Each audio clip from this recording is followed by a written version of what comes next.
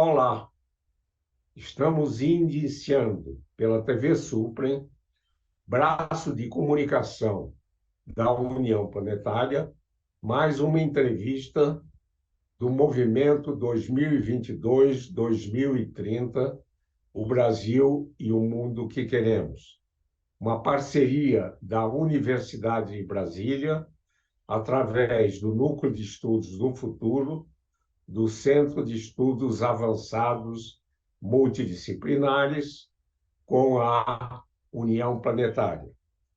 Hoje teremos o privilégio de conversar com a antropóloga Alcida Rita Ramos. Vamos revisitar sua infância e juventude e os caminhos que a levaram a ser uma liderança na antropologia, especialmente na cultura indígena. A nossa convidada é graduada em Geografia pela Universidade Federal Fluminense e especialista em Antropologia pela Universidade Federal do Rio de Janeiro. É mestre e doutor em Antropologia pela University of Wisconsin, nos Estados Unidos, e pós-doutora na Texas University e na Rice University, ambas nos Estados Unidos. Tem se dedicado ao estudo das sociedades indígenas, em especial Yanomami, e desenvolveu sobre o indigenismo comparado na América do Sul, focalizando o Brasil, a Argentina e a Colômbia. E agora trata da problemática indígena à luz da distopia urbana, em particular no Ocidente, com o projeto Realidades Indígenas, Utopias Brancas. Publicou 117 artigos em revistas científicas, 35 capítulos de livros e 9 livros. Orientou 9 teses de mestrado e 13 de doutorado. Recebeu prêmios e homenagens, das quais destaco a medalha Roquete Pinto, da Associação Brasileira de Antropologia, membro da Academia Brasileira de Ciências e professora emérita da Universidade de Brasília.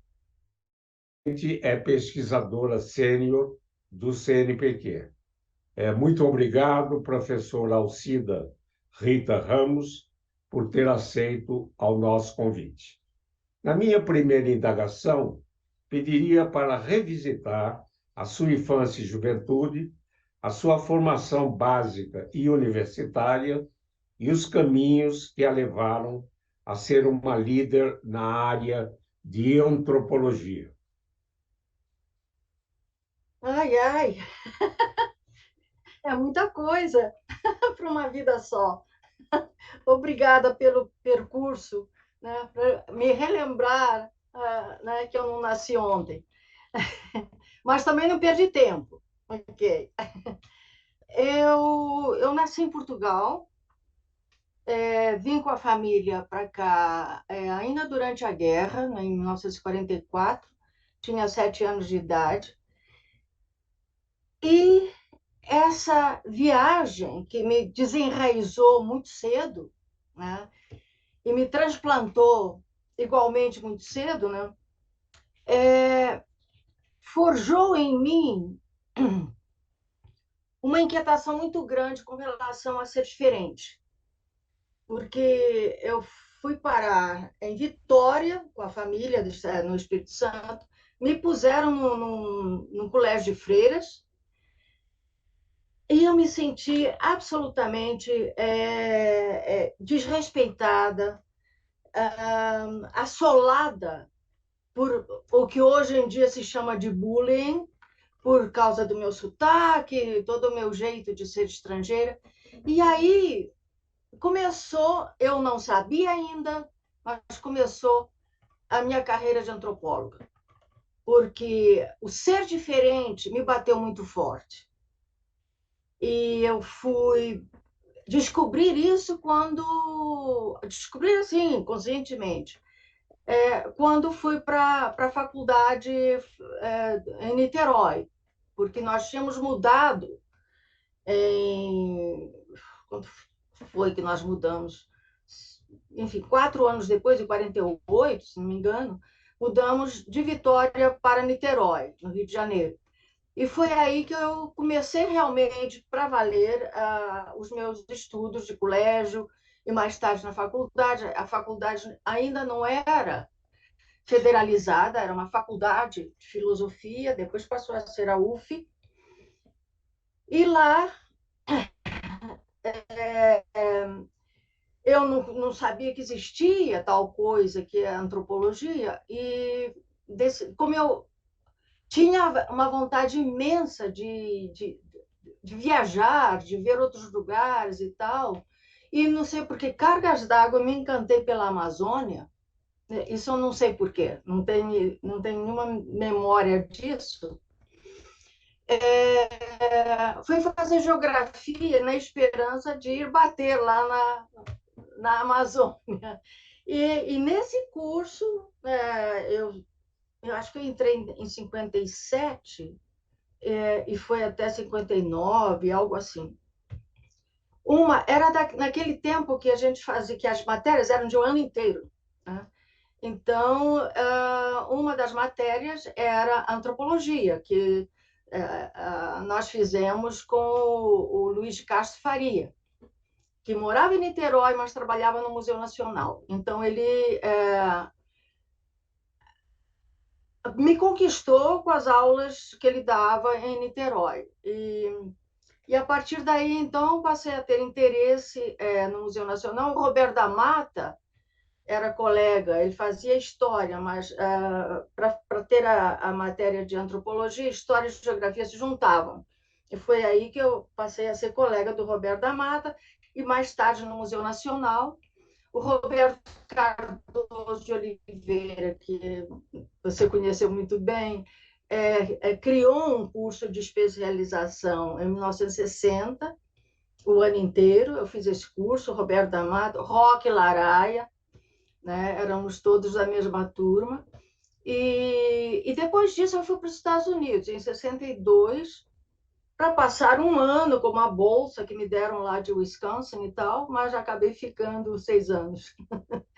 Então, fiz o mestrado com o material que eu tinha coletado no Rio de Janeiro com pescadores portugueses na Ponta do Caju, na cidade do Rio de Janeiro. E depois o doutorado eu não gostei nada dessa pesquisa urbana, não me convenceu, aquilo não era antropologia para nada. Eu queria mesmo era me afundar, realmente mergulhar fundo na vida de alguém, né? Algum segmento humano. E aí, por uma série de razões, que nós só temos 24 minutos, acabei indo para um dos subgrupos, uma das línguas Yanomami, que a Yanomami tem pelo menos 5 línguas lá dentro.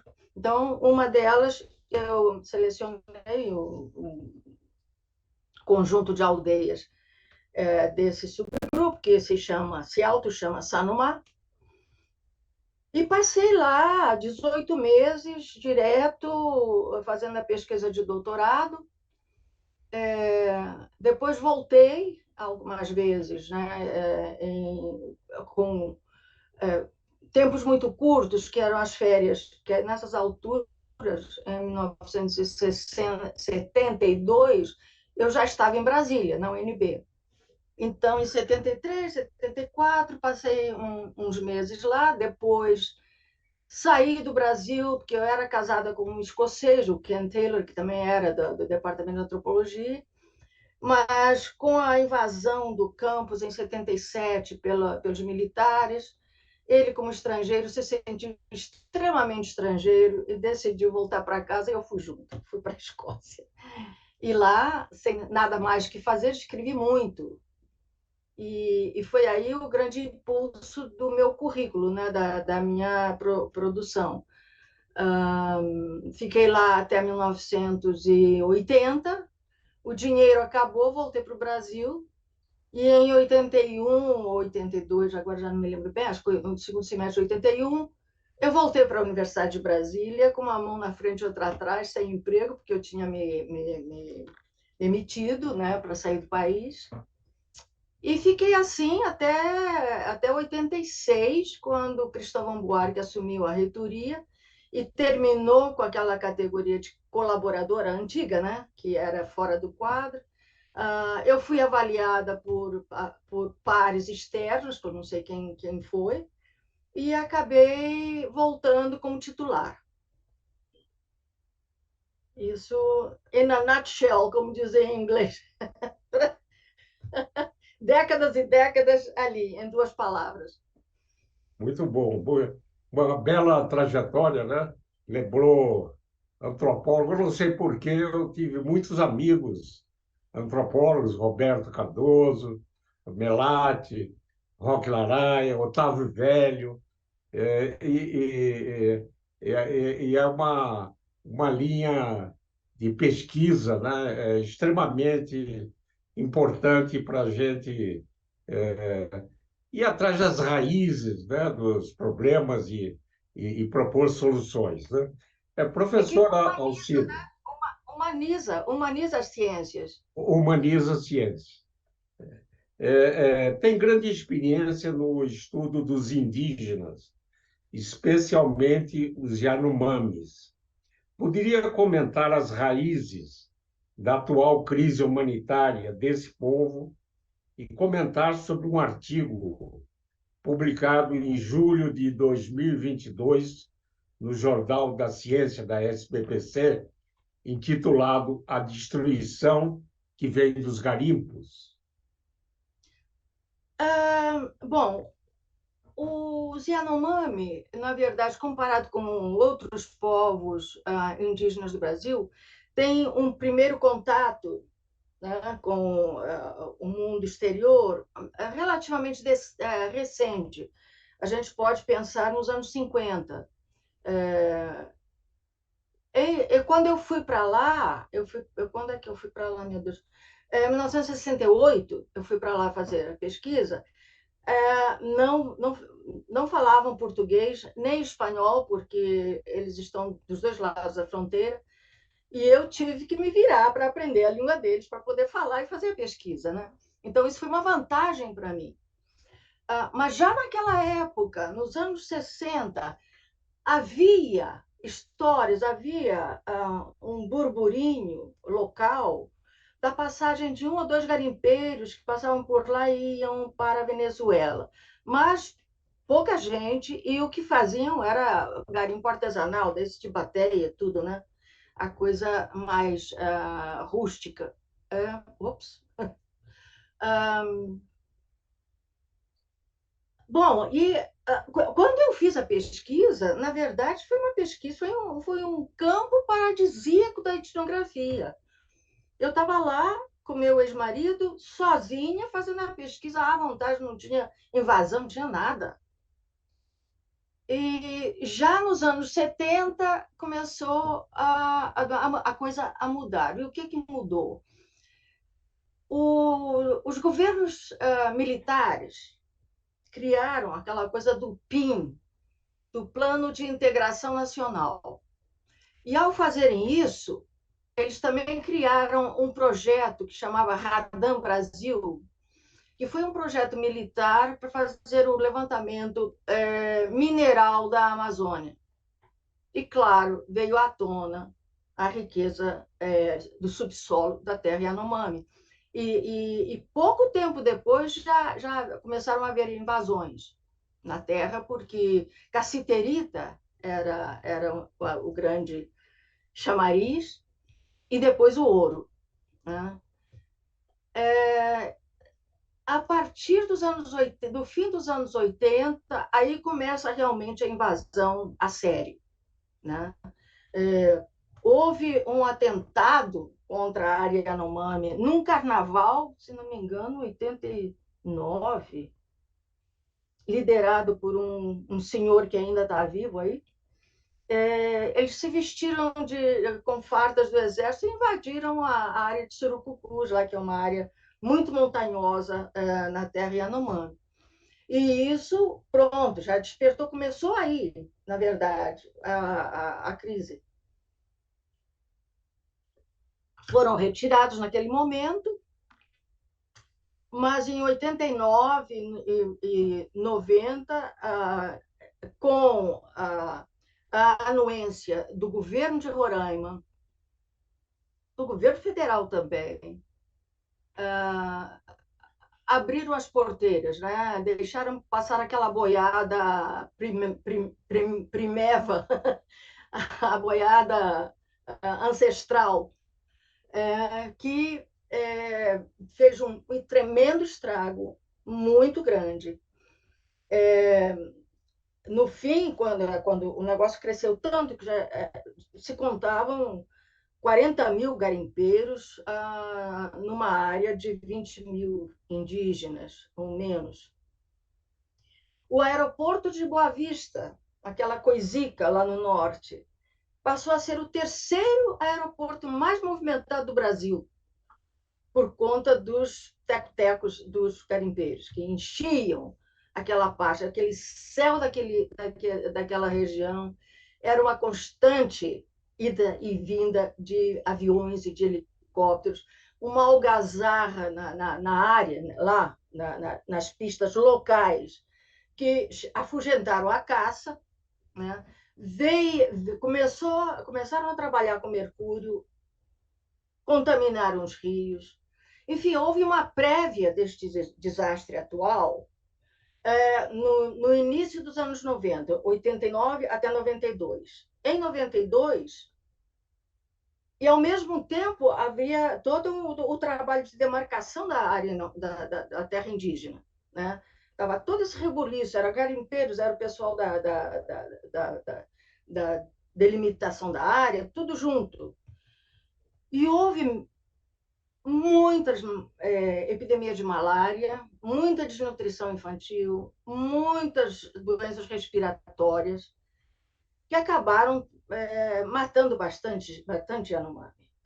Até que, com a demarcação da terra e a homologação, que foi em 1992,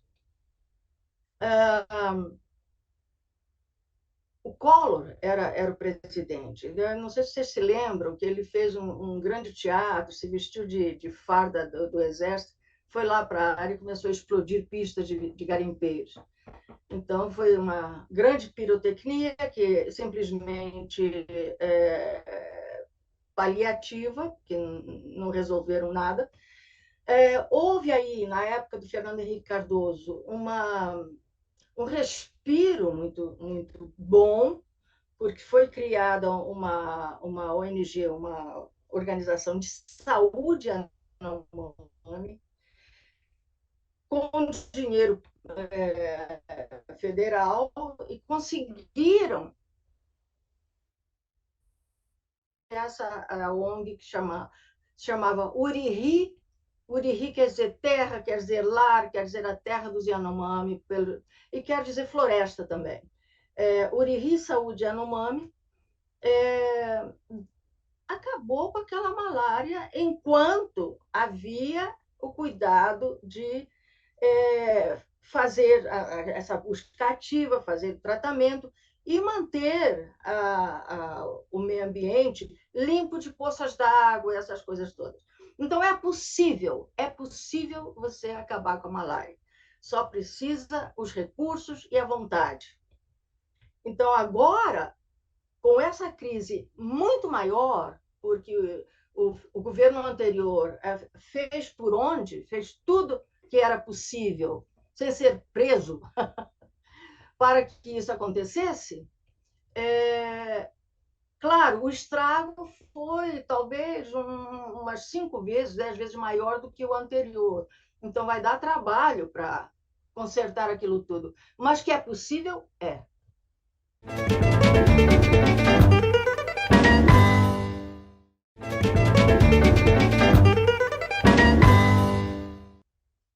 Professora Alcida, quais seriam as prioridades nas políticas públicas para a preservação cultural e o bem-estar das populações indígenas do Brasil?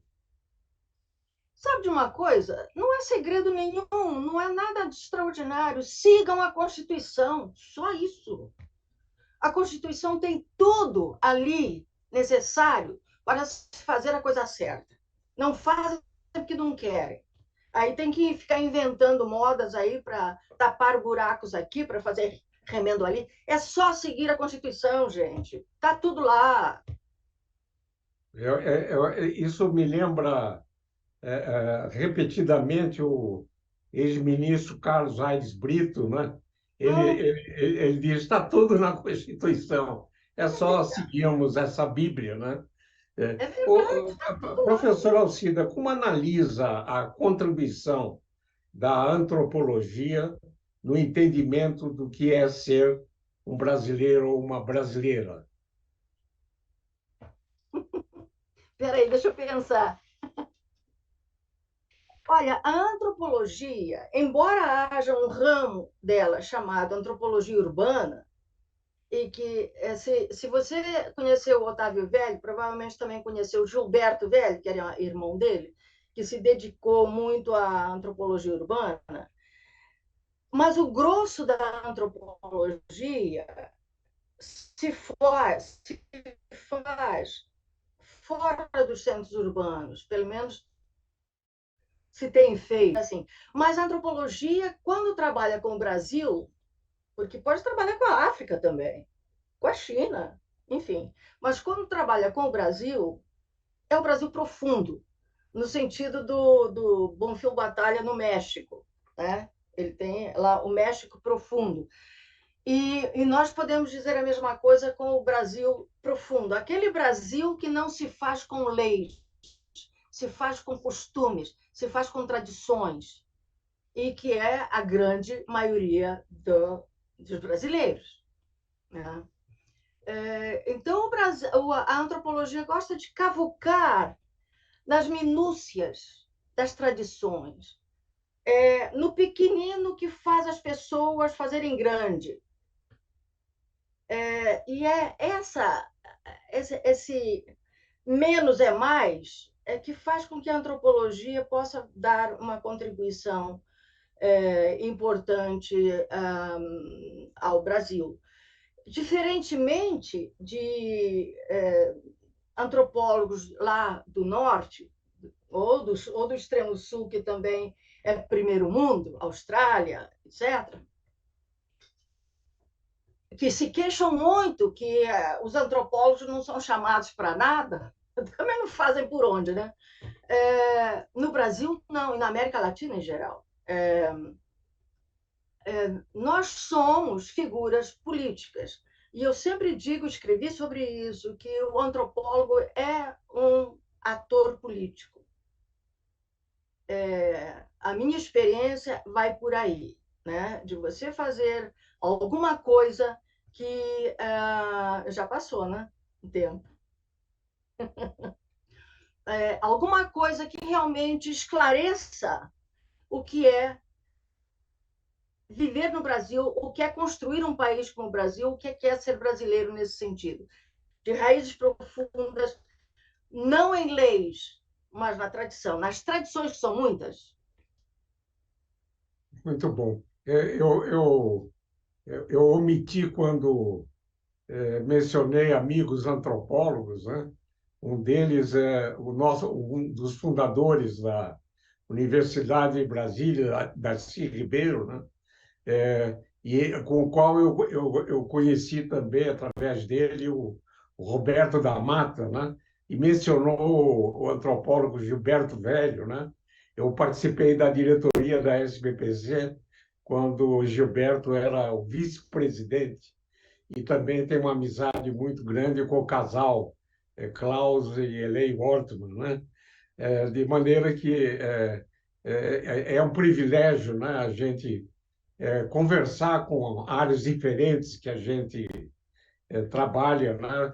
E a gente tem uma visão melhor da nossa realidade e construir cenários para o futuro.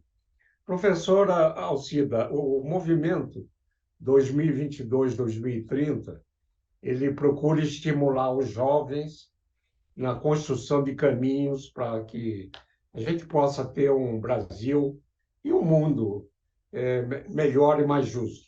Poderia, no final dessa nossa conversa, enviar uma mensagem aos jovens que nos assistem? Ai, há tantas. Vou selecionar uma entre muitas. Há um desânimo geral por aí, por este século XXI, que realmente está fazendo muito mal. Mas eu diria aos jovens que não desistam, que não se deixem abater por sinais negativos, porque eles são o futuro. Está neles fazer esse futuro menos complicado do que nós estamos vivendo agora. Aos estudantes universitários, eu diria que menos internet e mais livros de verdade, porque a internet confunde, ofusca as coisas importantes do mundo. É muito fácil se navegar pela internet e achar que já sabe das coisas. Não sabe. É como uma vez eu aprendi com uma mulher Sanomá, indígena, Yanomami. Se eu lhe contasse isto hoje, ontem, antigamente, quando você sabia 3, 4 palavras, se eu lhe contasse, se eu respondesse a essa sua pergunta, você não ia entender. Agora que você já aprendeu um pouco da nossa língua e tal, eu vou lhe responder. E respondeu grande. Então, eu aprendi isso, que conhecimento se toma aos poucos, degustando, e não engolindo inteiro. A internet é uma pílula de engolir inteiro, não se deixem ofuscar por isso. Façam do conhecimento uma, sabe, uma ocasião de degustar o conhecimento conforme ele está vindo. E aí vocês vão ver como se sentem muito mais seguros e muito mais, enfim, contentes com a trajetória profissional quando chega lá mais adiante. Bom, poderia dizer muita coisa, mas eu não tenho tempo. Olha, bela mensagem, né? Devemos usar a internet com inteligência, né? E nessa época de transição, não devemos, gostei muito da expressão, degustar o conhecimento, né?